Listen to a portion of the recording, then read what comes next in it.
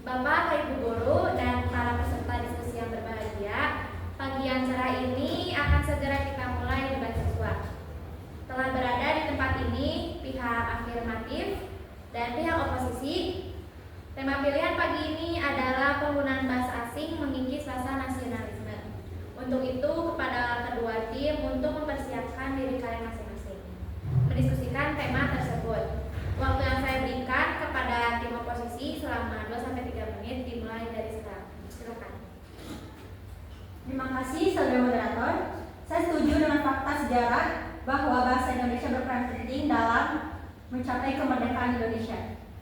Tetapi dalam perkembangannya, sekarang ini kita hanya berkomunikasi dengan orang Indonesia, walaupun di dalam negara Indonesia.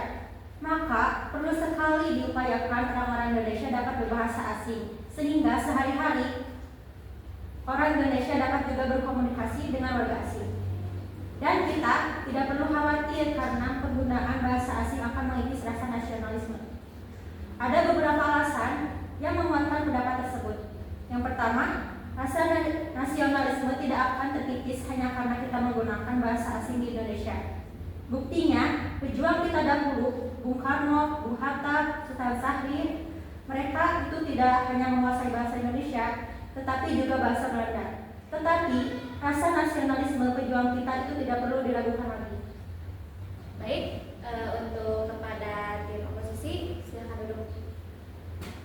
Selanjutnya, sekarang waktu yang saya berikan untuk kepada tim afirmatif, saya persilakan hanya 2-3 menit. Tapi dalam teks Sumpah Pemuda ada satu bagian yang menyatakan bahwa kita semua sebagai bangsa Indonesia telah mengakui bahasa Indonesia yang satu, yaitu bahasa Indonesia. Pernyataan para pemuda pejuang Indonesia pada tahun 1928 itu berpengaruh besar terhadap perjuangan bangsa Indonesia untuk mencapai kemerdekaan. Dan itu terbukti bahwa bangsa Indonesia mampu mempersatukan bangsa Indonesia untuk berjuang melawan penjajah. Hasilnya dapat dirasakan, Indonesia merdeka. Itu artinya bahasa Indonesia harus dihormati dan menjunjung tinggi keberadaan sebagai bahasa nasional. Bila di kantor atau bahkan di sekolah menggunakan bahasa asing, lama-kelamaan bahasa Indonesia akan hilang dari peredaran. Itu berarti kita telah melupakan sejarah seperti yang saya sampaikan di atas. Padahal bangsa yang besar adalah bangsa yang tidak melupakan sejarahnya. Dan itu merupakan bukti bahwa kita telah kehilangan rasa nasionalisme. Baik, terima kasih untuk kepada tim afirmatif. Sekarang waktu yang saya berikan kepada tim oposisi hanya 2-3 menit dimulai dari sekarang. Terima kasih saudara moderator. Menurut pendapat saya, rasa nasionalisme itu tidak harus ditumbuhkan dengan penguasaan bahasa Indonesia saja. Banyak cara lain untuk menumbuhkan rasa nasionalisme di negara ini. Di sekolah dapat diadakan pendidikan bela negara atau melalui pendidikan kewarganegaraan. Dengan itu, saya kira akan lebih tepat untuk menjaga rasa nasionalisme. Saya ingin menambahkan dari partner saya, Halida.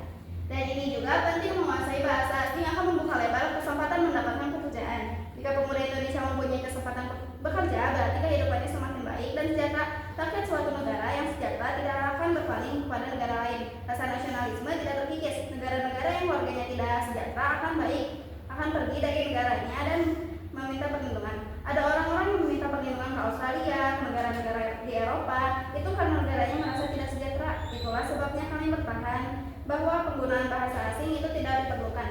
Dan saya yakin penggunaan bahasa asing dalam kehidupan sehari-hari tidak akan mengurangi rasa nasionalisme. Penggunaan bahasa asing akan mengikis kecintaan pemuda Indonesia terhadap bahasa Indonesia. Mereka lebih senang menggunakan bahasa asing karena penggunaan bahasa asing mereka anggap dapat menaikkan gengsinya, dianggap intelek. Sekian. Oke, terima kasih kepada dua belah pihak.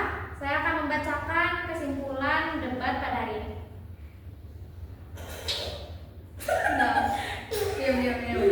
Nah, kasih saran ke ngomong. Udah Dari awal. Berdasarkan argumen yang telah dikemukakan oleh tim afirmatif dan tim oposisi, kesimpulan yang dapat kita ambil bahwa bahasa Indonesia tidak akan terkikis dengan diperkuat pembelajaran dan bela negara sehingga bahasa Indonesia tetap kokoh digunakan masyarakat dalam menghadapi persaingan dengan bahasa asing.